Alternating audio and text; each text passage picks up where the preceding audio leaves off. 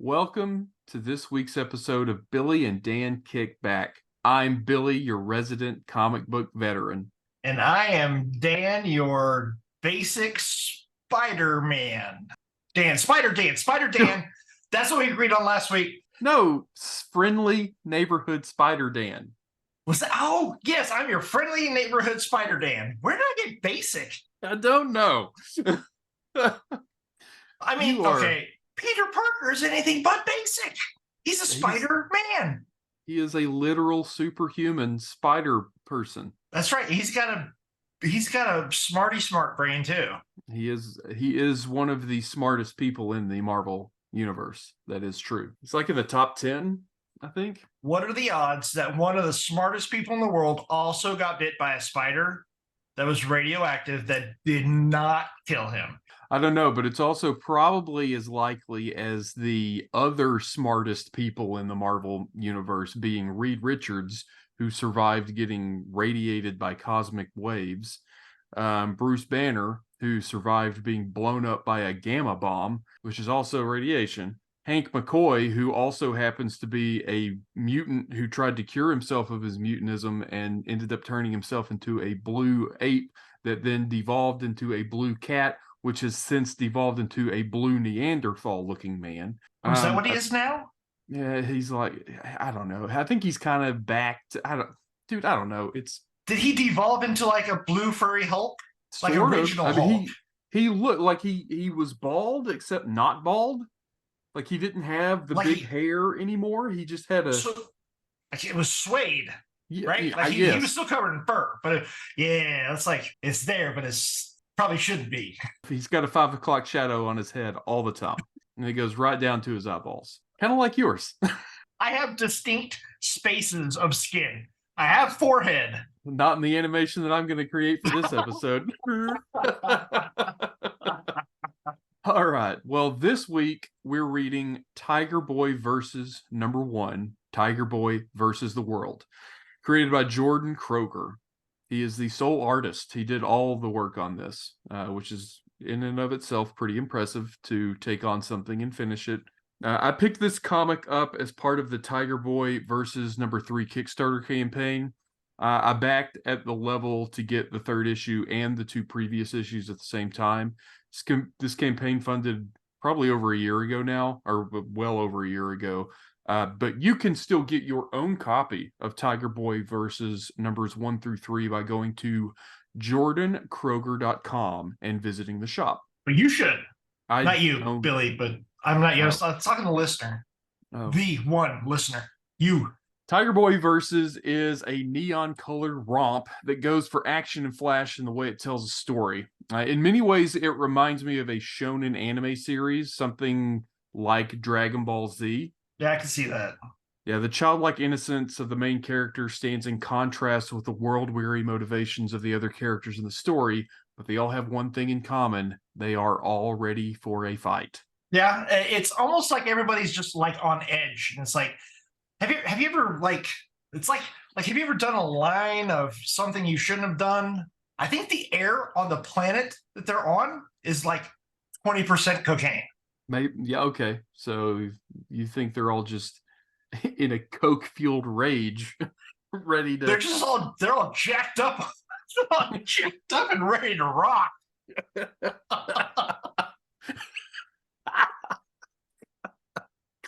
Oh, man. Or, I'm sorry. This is a story that will appeal to your inner child with its over-the-top action and pretty straightforward method of storytelling.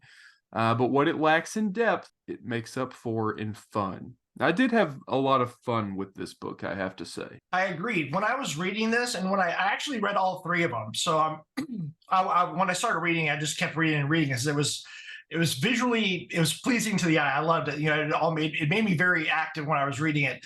And then I realized that maybe possibly this story is drawn in the fashion that the Tiger Boy, from his point of view, where everything is very sharp, very flashy, and it's just everywhere. Like it's over the top. Like your memory would be over the top if you were a kid. So that's kind of how I read it. After I realized it, I went back and I was thinking about it. I was like, yeah, this kind of does feel like a 5-year-old would have imagined this to happen. Right, yeah, like you just see everything in that like neon, I don't know, memory. I don't really know what I'm trying to say there. But one thing, so this kind of gets into more of the nuts and bolts of the comic itself. We talked about this before we started recording. And one thing that I noticed in the physical copy is that the colors are far less saturated than they are in the PDF. The PDF is very bright and very saturated. But I'm wondering if the PDF is so saturated on purpose so that in the print, because the colors always mute a little bit when you print. So I wonder if that was kind of the byproduct of that. Maybe we're getting into a little bit more of the technical details of printing comics than necessarily what I want to get into on in most cases of this show, but that is something that jumped out at me, is that the PDF colors are way more vivid than the colors in the printed comic. The story opens as Captain Skyshark rallies her band of sky pirates for a heist. The target, the biggest, baddest dudes in the land, the Chaos Club, known for their skill in dark energies as they race across the desert in their Mad Max-style convoy of monster vehicles. What are they transporting that's so valuable? Don't know, but Captain Skyshark is prepared to steal it to find out. So the apparent motivation for this heist is boosting the reputation of the Sky Pirates more so than the payoff from what they've or what they're going to be stealing. That's right, because she had no freaking clue what they were carrying. She's just like, hey, they have something that I want, and it's in a car, and I want the pieces, and they just happened to come across something that she was not expecting. Yeah, there's actually a scene in here after one of her pirate guys is like, they're the biggest, baddest dudes in the land. And she says, well, once we steal this thing from them, then everyone will know that we're the biggest, baddest dudes in the land. I think they actually say the roughest, toughest, but you get the point. Like you beat up the biggest dude at the yard when you get in prison, like that kind of thing. Yeah, yeah. So unfortunately, the heist gets off to a rocky start when Captain Skyshark's crew tries to bail on her. So she's forced to quite literally cut them loose and rely only on the help of her less than trustworthy first mate, Freddy, who up until this point has been sleeping under her hat. And is also just a red panda. He is a red panda in a pirate hat. I don't. Is it normal for red pandas to be so tired like that? I know that like regular panda bears usually like are very aloof, but I thought red pandas were a little bit more active. Yeah, Master Shifu wasn't like that. Yeah, see, and this guy doesn't even know any karate. None. He only knows Zen Buddhism. No, you don't know. You ruined that one. You went and you tried for something and you failed, and that better make this into the video. Captain Skyshark descends on the Chaos Club's convoy, leaving Freddy to pilot the ship. She lands on the biggest truck and is immediately attacked. Skyshark manages to hold her own, but the Chaos Club numbers prove to be too much. But Skyshark has an ace up her sleeve, a Chaos Blade. So it's like a sword, but it also it doubles as a lightsaber once you press the button. You know, like a regular lightsaber in human world here, we have it looks like a plastic sword until you press the button and it lights up. And they actually react in that manner, like you would have pulled out your lightsaber that you got from Target until you press the button, and they kind of lose their mind there. Yeah, they get real nervous because it's a Chaos Blade. Ghost. With the Chaos Blade, Skyshark makes short work of the first round of Chaos Club goons, but a better, tougher set of goons quickly move in, and they've got chaos weapons of their own. Captain Skyshark hopes to make a dramatic aerial escape, but when she signals to her pal Freddy, we discover that the little guy's asleep at the wheel. Just then, a new player enters the scene, quickly dispatching one of the Chaos Club toughs with an energy beam shot from his high-tech motorcycle. It's Mecha Man, not Mega. Mecha Man 3, Knight of the Courts of Order, and he's come to capture the son of the Tiger Lord. That's right, much to Captain Skyshark's surprise, the loot in this heist is actually a person. Is it a person? Like, I don't think it's really defined. Like, Tiger Boy. Is he a tiger or a boy? Well, we'll learn soon. that he's both, apparently. Right. No, Something. I was suspense. In case you Oh, wanted to pause it, now's the time to pause it if you want to feel suspense. and I've popped your suspense balloons. That's Yeah, and fine. so honestly, reading through this the first time, I didn't know what was really going on. I didn't know how Tiger Boy was going to come into play. So I didn't know that he was what was in that box. So it was actually kind of a like, oh, okay, well that's where Tiger Boy's at. Yeah, it's kind of like in D&D where you start every single game. Every campaign starts as you in prison. Well, in my campaigns, because Yes, I know. I take all of Yeah. my cues from Elder Scrolls.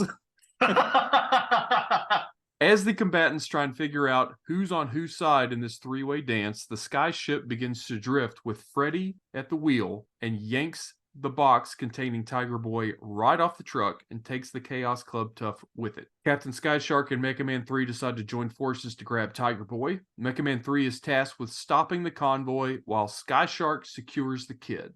Mecha Man 3 makes short work of the convoy, materializing a wall in the road that brings their road rage to an immediate end. But just as Sky Shark and the Chaos Club goon are about to battle on the cage as it dangles from the skyship, Freddy wakes up and panics, causing the skyship to crash into the desert below. There is a lot of Yeah. chaos in this whole encounter. It's too much. Like, I felt like I was on a cocaine fueled bender for that last couple pages. So one thing that's funny to me is like Captain Skyshark and this guy, this last of the Chaos Club guys that she's been trying to fight, like Looks every like time Street Fighter 2. Looks like Vega like from Street Fighter Vega. 2. It looks like Vega with energy claws. Yeah. Every time they're about to start fighting, something happens. Something comes out of left field and it's like, nope. We don't even know if she's a good swordsman. Like, she can cut people in half who are standing still, but can she fight with the sword? I don't I know. don't know.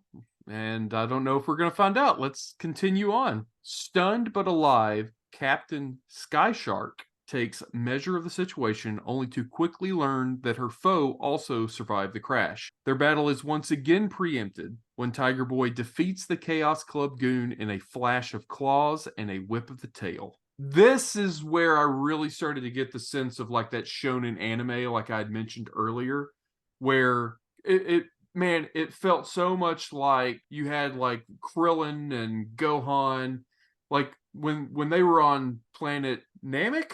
Was that yeah, Namek? So one of the things that is a recurring theme, I guess, and it's not even really a theme, but I don't know how else to put it, like a recurring plot device, is that all the other characters will get in over their heads and they beat some bad guys, but then they come up against the tougher bad guys, and those bad guys are getting the better of them. And then, right when everything seems lost, Goku literally just like teleports into the scene and trashes everyone and kind of clears the stage for the big fight at the end between him and the main bad guy. That's typically the way those story arcs go. And so that's very much the same vibe that I got from this introduction of Tiger Boy. Is we've had Captain Skyshark, who's been really just kind of getting bounced around a lot. Right when that fight's about to start, Tiger Boy comes out of nowhere seemingly and just like one shots the last bad guy and clears the stage. This is where we get the shot of Tiger Boy where he very human-ish, very tiger-ish. Nothing is really set in stone. I don't know if those are gloves and boots. To me, it looks like he's wearing like a tiger luchador costume. I don't know. Like, I don't know if he is part tiger, part boy, or if he's all boy dressed as a tiger, or what. Like, in this first issue, you don't really get a clear sense of that. Well, I guess we'll have to wait. So I do love the fact that he's wearing a wrestling championship belt, and that might be what is making me think of a luchador costume, luchador. yeah. Yeah. No, I can absolutely see this. Yeah. I love the design element, but yeah. So Captain Skyshark is shocked to find that Tiger Boy is in fact just a 5-year-old kid in a tiger costume, as I have put it. Again, not really 100% sure. Tiger Boy declares himself a good guy, and Skyshark quickly realizes she can take advantage of this situation because he seems pretty naive, is kind of the sense that you get from their brief interaction here. Kind of like all 5-year-olds. You could literally get a 5-year-old to do anything for like candy. Like, hey, go over there and punch that other kid right in the face. I'll give you a bag of candy. Done. Sometimes you don't even have to give them the candy. They just do these things because you tell them because you're an adult. Maybe I shouldn't watch people's kids. Yeah, or your own. Nah, mine are adult kids now, ish. So now they're telling other kids to punch kids in the face. The circle of life. So Sky Shark wants to return Tiger Boy to the Tiger Lord, who is known to be a Chaos Master. Again, not 100% sure what that means yet. Tiger Boy does not want to go back, saying he escaped that place so he could fight bad guys, which seems to be his sole motivation. Again, a very Goku thing to say. I just want to fight bad guys. It's very innocent. You're a good guy. You just want to fight bad guys. Everybody's been cops and robbers. Nobody ever really wants to be the robbers. It's also it kind of ties back into what I said at the very beginning. Like Tiger Boy's motivations here don't seem to be deep. Like they're surface level, but that's not necessarily a bad thing. Sometimes having your main character's motivations be something simple like that, where sometimes depending on the story that you want to tell, that's enough. I feel like in this type of story, that simple of a motivation for your main character is enough. And I feel like it's going to lead it, even though that's his motivation, it can still lead to complicated situations. Now, do those complicated situations play out? We'll have to find out in other issues. It doesn't get into it here. So Sky Shark and Freddy quickly convince Tiger Boy that the Tiger Lord is the biggest bad guy out there, which is enough to convince Tiger Boy to return to Tiger City, where they hope to collect a ransom from Tiger Lord for what is apparently his son. Oh. Which honestly, if you think about it, that's the biggest set of cojones ever. Like you're walking into the town demanding a ransom. I'm not really sure what they expect to happen. Send a pigeon. All right, so there's two things that Captain Sky Shark and Freddy don't realize. One is that Mecha Man 3 is also still alive and is hot on their trail. And two, as soon as they step through the gates of Tiger City, Tiger Lord knows they're coming. And that is the end of the first issue of Tiger Boy Versus. Well, cool. I like it. I dig it. This is fun. This has been fun. All right. Well, that's going to do it for this week's episode of Billy and Dan Kick Back. I'm Billy, your resident comic book veteran. And I'm Dan, your friendly neighborhood Spider Dan. Should I just say that I am your friendly neighborhood Spider Dan? Yes, you should. Okay. That's the better way to do it. Okay. So let's try it again. I'm Billy, your resident comic book veteran. And I am your friendly neighborhood Spider Dan. You almost did it wrong again.